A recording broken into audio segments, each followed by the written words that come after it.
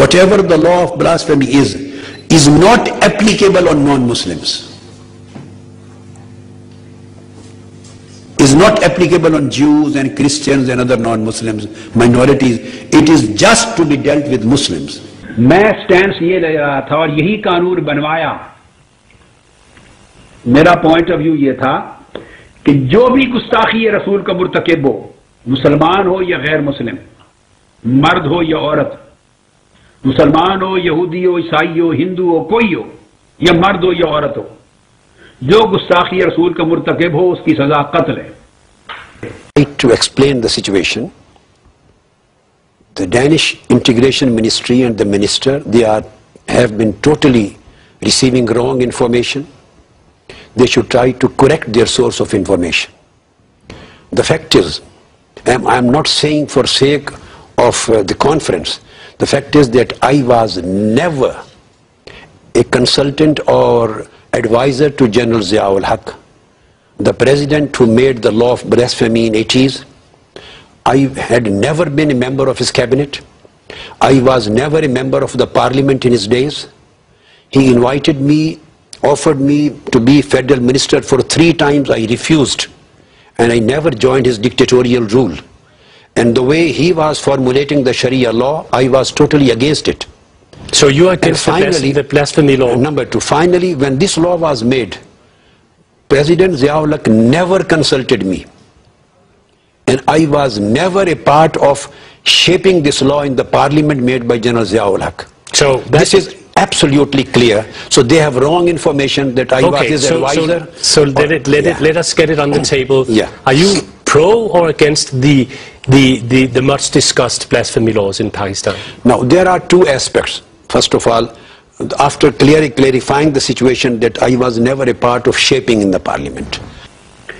तो मैं इसलिए ताजीज़ नेमत के तौर पे बताना चाहता हूं कि यह कानून तहफ़्फ़ुज़ हुर्मत रिसालत का, नामूस रिसालत का 295C, ये जो कानून बना इस मुल्क में, मैं रिकॉर्ड पर लाना चाहता हूं कि ये किसकी कोशिश से बना था। ये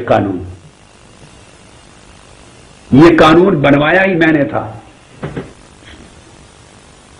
फिर ये हुआ, मैं पूरा वाकया आपको बता लूं, 1985 में जब 18 घंटे के दलाइल मेरे मुकम्मल हो गए, तो उस वक्त जनरल ज़िया-उल हक की हुकूमत थी और शूरा थी। तो 1986 हो गया, 87 चलता रहा ये अरसा। उन्होंने ये फाइल, तो कुछ लोग जनरल ज़िया-उल हक को मिले जो उनकी शूरा में थे, उन्होंने कहा कि ये फैसला हो गया है, अदालत ने लिख लिया फैसला, मेरे दलाइल हो गए हैं बड़े मबसूत, और अनकरीब अदालत फैसला सुनाने वाली है। तो अदालत के फैसले से कानून बनेगा तो आपको कोई नहीं जाएगा क्रेडिट। उन्होंने कहा चूंकि आप हुदूद ऑर्डिनेंस जारी कर रहे हैं और कर चुके हैं या कर रहे हैं, तो हुदूद में आप खुद शामिल कर लें और बतौर ordinance as an act of parliament, parliament की तरफ से इसको जारी कर दें, तो क्रेडिट आपको चला जाएगा कि आपने दीन की खिदमत की है।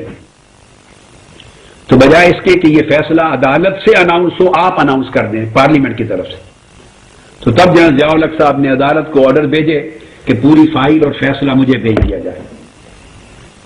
उन्होंने मंगवा लिया और जो फैसला लिखा था उसे एक्ट ऑफ पार्लियामेंट बना दिया, और इस तरह यह कानून बना पार्लियामेंट के जरिए।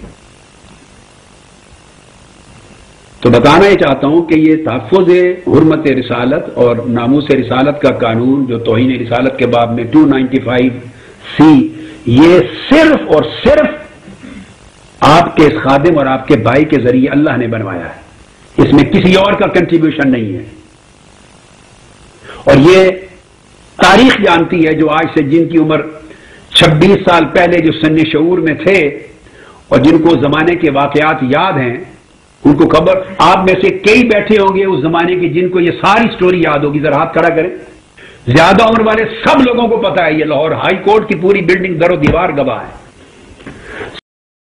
But we are here to discuss why there is a controversy around your person, and the minister says that she is against the kind of law that you apparently support. I'm trying to get you to answer a simple question. Do you support that kind of law, whether it's biblical, Judaic or Islamic? Or Christian or Islamic. Whatever. Yes. My answer to that most of the world, by the way, has done away with that.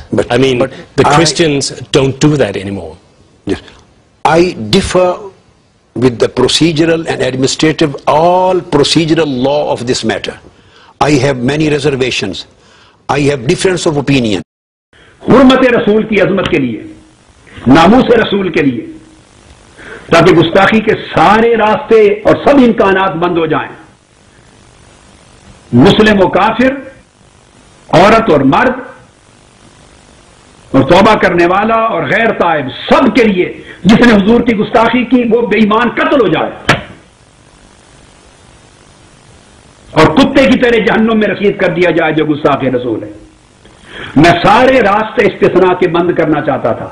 Ways this law is being practiced in Pakistan, I am very clear on that subject. I don't support it, but still I differ with the law. Yes, in spite of that fact. I know. आप अपनी जिंदगी में सच का इस्तेमाल कितना करते हैं? मैं अल्लाह का शुक्र 100% सच बोलता हूँ। मैं अल्लाह का शुक्र 100% सच बोलता हूँ। मैं अल्लाह का शुक्र 100